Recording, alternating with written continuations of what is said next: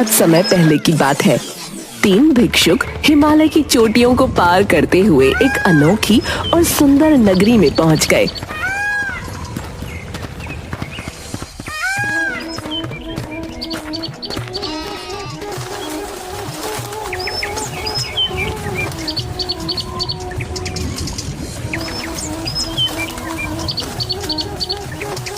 ये नगरी तो देखने में बहुत ही सुंदर मालूम पड़ रही है। आपने बिल्कुल सही कहा गुरुजी। इतनी सुंदर नगरी तो मैंने सिर्फ सपनों में देखी है। गुरुजी, भिक्षा मांगते मांगते आप तो हमें हिमालय की चोटियों तक ले आए। मुझे तो लग रहा था कि हम तीनों ठंड से हिमालय में ही जमकर रह जाएंगे।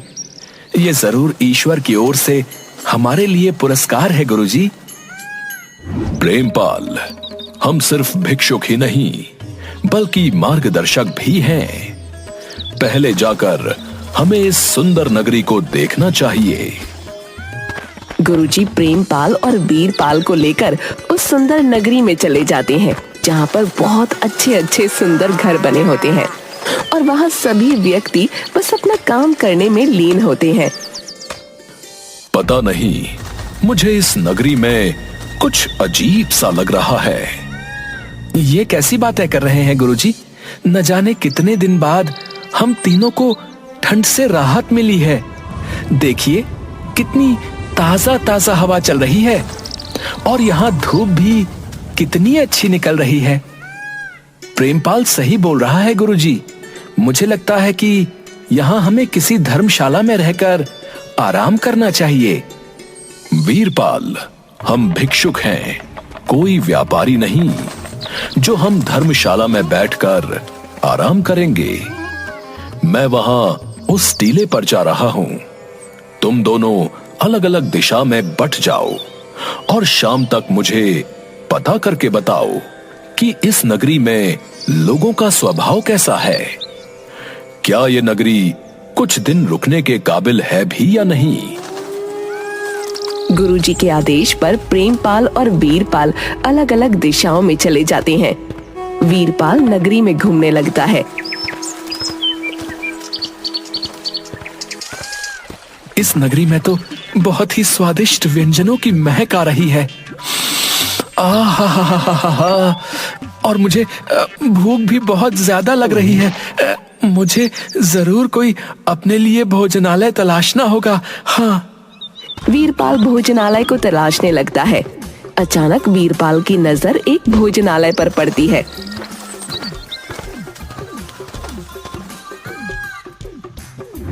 कुछ खाने को मिलेगा? कौन हो तुम? इस नगरी में तुम्हारी आवाज मैं पहली बार सुन रहा हूँ। मैं एक भिक्षुक हूँ। भिक्षुक? ये कौन होते हैं? जो भिक्षा मांगकर खाते हैं। समझ गया, तुम कोई काम धंधा नहीं करते और मांग कर खाते हो। नहीं, आप मुझे गलत समझ रहे हैं। मेरा कहने का मतलब वो नहीं है। तो फिर क्या मतलब है? तुम हमें मार्गदर्शक कह सकते हो, मार्ग दिखाने वाला। तब तो तुम्हारे लिए ये सारा भोजन मुफ्त है। इसका मतलब तुम देख सकते हो। देख सकते हो से क्या मतलब? क्या तुम नहीं देख सकते? नहीं, सिर्फ मैं ही नहीं बल्कि इस नगरी का कोई इंसान नहीं देख सकता। तुम हमारे राजा से जाकर मिलो, वो तुम्हें बहुत सारा इनाम देंगे। इस नगरी में तुम किसी से भी बोल देना कि तुम मार्गदर्शक हो। वो तुम्हें मुफ्त में भोजन, कपड़े, मकान, यहाँ तक कि सुंदर कन्या से तुम्हारा विवाह भी कर देंगे। अरे अरे, मजा आ गया, मजा आ गया। बगैर भिक्षा के भोजन, कपड़ा, अच्छा घर। वाह वाह वाह वाह वाह वीरपाल, काश संसार के सभी राज्य ऐसे ही हो जाएं। तभी उसकी नजर एक मिठाई की बड़ी सी दुकान पर पड़ती है। वहाँ पर बहुत स्वादिष्ट स्वादिष्ट भोजन मिलता है। वीरपाल वहाँ जाकर बोलता है,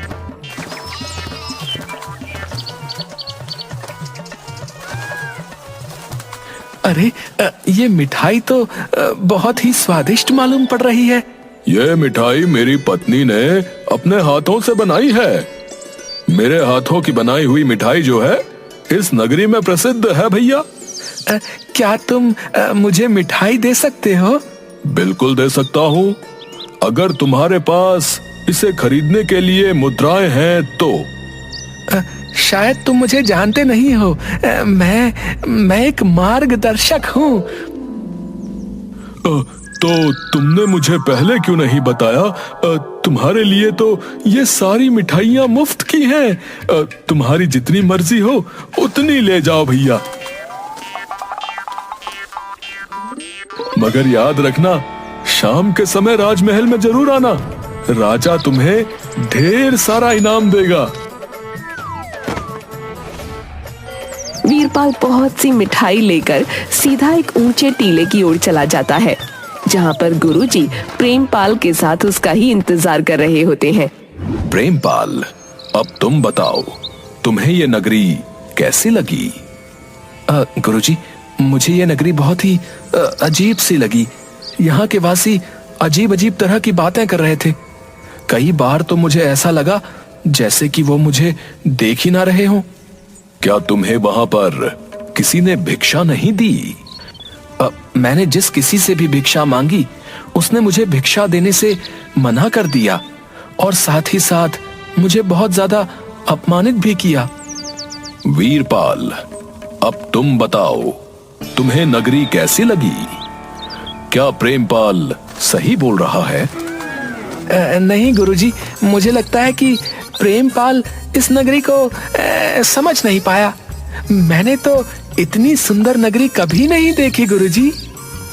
मैं तुम्हारी बात का मतलब नहीं समझा।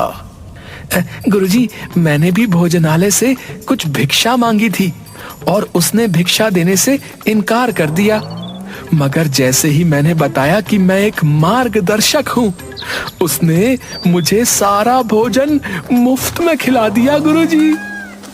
ये कैसी बात कर रहे हो तुम? तुम्हारे मार्गदर्शक बताने से उसने तुम्हें भोजन मुफ्त में खिला दिया? ये तो कुछ भी नहीं गुरुजी। उसने मुझे ये भी कहा कि इस नगरी में तुम किसी के भी सामने कह दो कि तुम एक मार्गदर्शक हो तो वो तुम्हें मुफ्त के कपड़े, भोजन, सभी कुछ देगा। और हाँ गुरुजी, एक बात बताना तो मैं भूल ही गया। इस नगरी में जितने भी इंसान हैं ना, वो सब के सब अंधे हैं। हमें यहाँ से अभी और इसी वक्त वापस जाना होगा। ये नगरी हमारे लिए खतरों की नगरी है। ये कैसी बातें कर रहे हैं आप गुरुजी? यहाँ सब कुछ मुफ्त में मिल रहा है और आप हैं कि यहाँ से जाने की बातें कर रहे हैं। वीरपाल, पिछली बार तू अंधेर नगरी में फंस गया था, पर इस बार तू अंधों की नगरी में फंस जाएगा। मेरी बात मान, यहाँ से चलते हैं। मैं अब कहीं नहीं जाने वाला गुरुजी। हाँ, आपको जाना है तो आप जा सकते हैं। मैं तो अपना सारा जीवन जो है यही व्यतीत करूंगा। हाँ। इतना कहकर वीरपाल वहाँ से चला जाता है और एक पेड़ के नीचे जाकर अपने आप से बोलता है, शाम के समय राजमहल में जाकर राजा के ढेर सारे इनाम लूंगा। उसके बाद गुरुजी को दिखाऊंगा, तब उन्हें पता लगेगा कि वीरपाल मूर्ख नहीं है।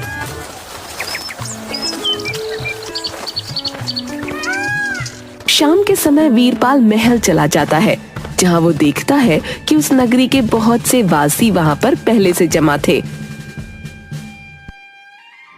तुम कौन हो? मैं एक मार्गदर्शक हूँ महाराज। आपकी प्रजा ने मुझे बताया कि आप मार्गदर्शकों को बहुत से इनाम देते हैं। तो तुम इनाम लेने के लिए यहाँ पर आए हो? क्यों नहीं, आओ आओ, पहले हमारा न्याय देखो। अरे, इतना सम्मान तो मुझे कहीं भी नहीं मिला। ये राजमहल कितना सुंदर है और उससे कहीं अधिक सुंदर तो इस राजा का दिल है। मेरी तो हो गई बल्ले बल्ले। कुछ देर बाद राजा के महल में एक बूढ़ा व्यक्ति आता है। महाराज, मैं कपड़ों का कारीगर हूँ, कंबल बनाता हूँ और कंबल बनाकर बेचता हूँ। तो क्या तुम सिर्फ ये बताने के लिए मेरे महल आए हो? नहीं महाराज, बात असल में ये है कि कल रात मैंने बड़ी मेहनत से एक कंबल तैयार किया और अगली सुबह मेरे बगल में रहने वाला व्यक्ति बाबू लोहार उस कंबल को चुरा कर ले गया महाराज। तुम कैसे कह सकते हो कि ये चोरी तुम्हारे पड़ोसी बाबू लोहार ने की है? महाराज, बाबू लोहार लोहे के जूते पहनता है और सुबह मैंने उसके जूतों की आवाज सुनी। ऐसे मुझे यकीन हो गया कि चोरी बाबू लोहार ने ही की है। जाओ, जाकर बाबू लोहार को पकड़ कर लेकर आओ। सैनिक कुछ ही देर में बाबू लोहार को पकड़ कर ले आते हैं। क्या तुमने ही इसका कंबल चुराया है? हाँ महाराज, मैंने ही चुराया है। लेकिन क्यों? क्योंकि कल रात मैंने देखा ये दूसरा कंबल ओढ़कर सो रहा था, जबकि इसके पास उस कंबल से अधिक मोटा और गर्म कंबल रखा हुआ था। मुझे लगा कि ये कंबल बेकार का है, इसीलिए मैं इसे यहाँ पर उठाकर ले आया महाराज। जब तुम्हारे पास मोटा कंबल था तो तुम उसे भी ओढ़ सकते थे। तुमने बहुत बड़ा अपराध किया है। महाराज, मैं कुछ समझा नहीं। तुम्हें तुम्हारे अपराध की सजा मिलेगी। इतना बोलकर राजा बाबू लोहार से बोलता है, तुमने इसका कंबल चोरी कर लिया, लेकिन तुम चाहते तो झूठ बोल सकते थे और अपनी जान बचा सकते थे। तुम्हें भी सजा मिलेगी। सैनिकों, इन दोनों को फांसी पर चढ़ा दो। ये देखकर वीरपाल को चक्कर आते हुए महसूस होने लगते हैं। अब तुम मुझे बताओ, तुम किस तरह के मार्गदर्शक हो? महाराज, मुझे लगता है मुझे यहाँ से जाना चाहिए। नहीं नहीं, अभी तो हमें तुम्हारा स्वागत भी करना है। अब मुझे बताओ कि क्या तुमने कभी सूरज देखा है? हाँ, देखा है। चांद देखा है? हाँ, देखा है। क्या तुमने आकाश में बहुत सारे तारे देखे हैं? हाँ हाँ, देखे। इसे पकड़ कर ले जाओ और इसे भी फांसी पर चढ़ा दो। बहुत समय पहले एक ऐसा ही पागल व्यक्ति मेरी प्रजा को भड़का रहा था। बोल रहा था कि इस धरती के ऊपर नीला आकाश है और वहां पर बहुत से तारे टिमटिमाते हैं। और तो और वो मूर्ख ये भी बोल रहा था कि दिन के समय एक बहुत बड़ा सूरज भी चमकता है। क्या तुमने कभी उजाला देखा है क्या? नहीं महाराज, उजाला क्या होता है? ये जरूर कोई मूर्ख व्यक्ति है। धरती पर तो हमेशा रात रहती है। सुना तुमने? इस धरती पर हमेशा रात रहती है। महाराज, ये सभी लोग तो अंधे हैं। भला अंधा क्या जाने कि उजाला क्या होता है। लेकिन आपकी बातों से मुझे ऐसा लग रहा है जैसे कि आप देख सकते हैं। हाँ, मैं बिल्कुल देख सकता हूँ। तो फिर आप मुझे क्यों सजा दे रहे हैं? वीरपाल की बात सुनकर राजा अपने सिंहासन से उठकर खड़ा हो जाता है और वीरपाल के कान में बोलता है, बरसों पहले मैं भी यहाँ तुम्हारी ही तरह भटक गया था। मैंने इन सबको बहुत समझाने की कोशिश की, मगर इनमें से कोई नहीं माना। और अब इनकी ही तरह मुझे भी विश्वास हो गया है कि उजाला नाम की कोई चीज नहीं होती इस संसार में। ना ही आकाश है, ना सूरज है और ना टिमटिमाते हुए तारे। इसे गिरफ्तार करके फांसी पर चढ़ा दो। सैनिक वीरपाल को गिरफ्तार करने वाले ही होते हैं कि तभी वहाँ पर गुरुजी और प्रेमपाल आ जाते हैं। मुझे बचा लो गुरुजी, मुझे आपकी बात माननी चाहिए थी। ये मेरा प्रिय शिष्य है राजन, इसे छोड़ दीजिए। नामुमकिन है ये मूर्ख झूठ बोलता है। कहता है कि इस धरती के ऊपर आकाश है, तारे हैं, सूर्य है। मेरे राज्य में इन सब बातों की सजा मृत्यु दंड है। आपका आदेश सर आंखों पर। मैं आपके न्याय के विपरीत नहीं जा सकता, लेकिन मैं आपसे कुछ कहना चाहता हूँ। कहो, क्या कहना चाहते हो? महाराज, मैं आपके कान में कुछ कहना चाहता हूँ, अगर आपकी आज्ञा हो तो। ऐसी क्या बात है? वो आपके बहुत काम की बात है। राजा गुरुजी को इशारा करके गुरुजी को अपने नजदीक बुलाता है। गुरु राजा के कान में कुछ बोलते हैं। ठीक है, आज तो तुमने कुछ ऐसा कह दिया, पर आज के बाद कभी भी लोगों को मूर्ख मत बनाना। तुम जा सकते हो और दोबारा यहाँ पर कभी नजर मत आना।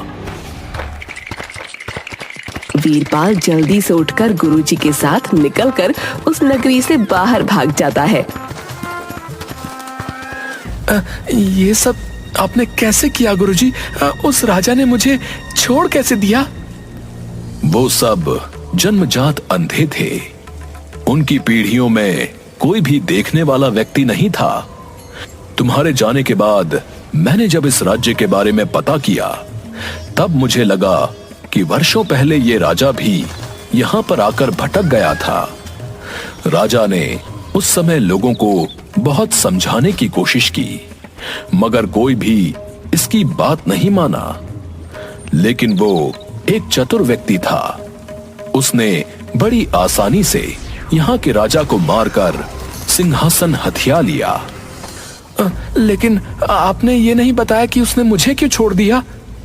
क्योंकि मैंने उसके कान में कहा था कि अगर तुमने मेरे शिष्य को नहीं छोड़ा तो मैं सारी प्रजा को बता दूंगा कि तुम भी देख सकते हो और तुमने ही उनके पुराने राजा का कत्ल किया था। अगर उसकी प्रजा को यह पता लग जाता कि वो राजा भी देख सकता है तो उसकी प्रजा बगावत कर देती। लेकिन मेरी एक बात समझ में नहीं आई गुरुजी, वो राजा उल्टे सीधे न्याय क्यों कर रहा था? उसके न्याय पर प्रजा सवाल क्यों नहीं उठा रही थी? क्योंकि उन्हें लगता है कि न्याय यही है, राजा का न्याय सर्वोत्तम है। इसलिए मैंने प्रेमपाल से कहा था कि नगरी हमारे लिए खतरे से खाली नहीं। गुरुजी महाराज, अब मैं आपकी बात कभी नहीं टालूंगा। राम राम राम राम। अंधी प्रजा, पागल राजा।